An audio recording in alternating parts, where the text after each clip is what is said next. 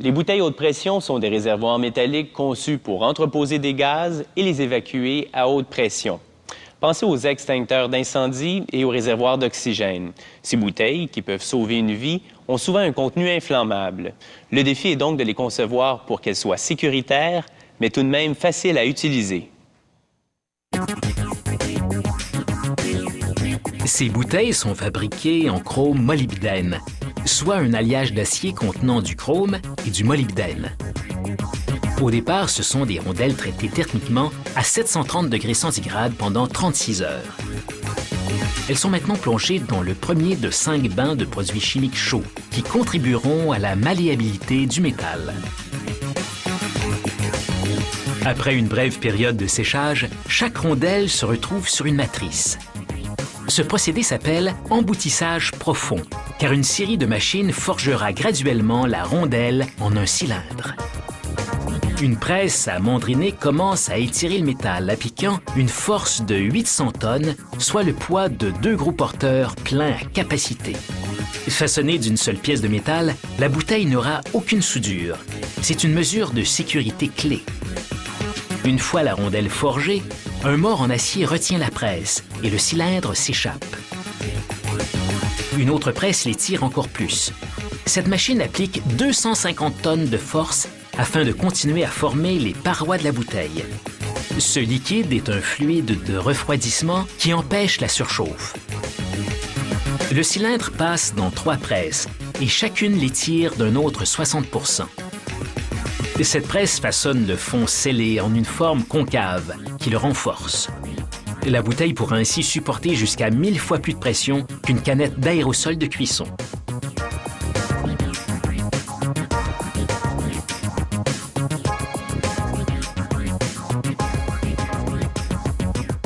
Une scie à ruban retranche ensuite jusqu'à 10 cm de l'autre extrémité qui deviendra le haut de la bouteille. Ensuite, un chalumeau chauffe cette extrémité à 982 degrés centigrades pendant 90 secondes. Ce procédé est le repoussage à chaud. Un ouvrier place le cylindre sur un dispositif qui pivote à 1000 tours minute. Tandis qu'un chalumeau maintient la température, la machine incurve le rebord du métal brûlant.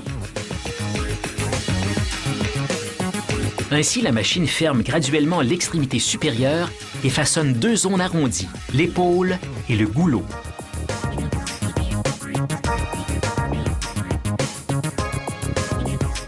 Le fait d'incurver ces zones est la meilleure façon de contenir les gaz pressurisés. En effet, les courbes répartissent la tension sur le métal, tandis qu'un coin droit la concentrerait en un endroit. La seule issue pour le gaz sera à travers le clapet en haut. Les ouvriers placent ensuite les 18 cylindres dans un four chauffé à 900 degrés centigrades. Après 90 minutes, une machine les plonge dans un bain de produits chimiques afin de les refroidir pendant 6 minutes.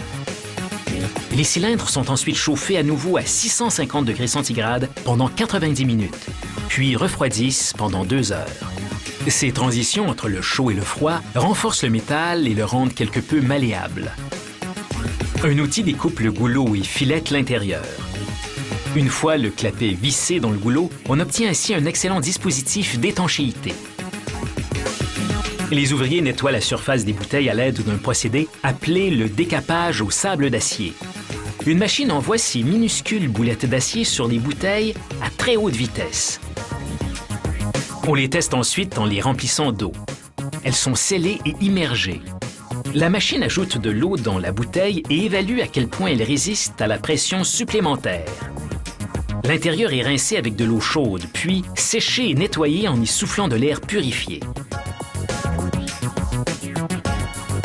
Ensuite, une presse hydraulique grave les marques exigées par la loi, la date de fabrication et le numéro de série sur l'épaule de la bouteille.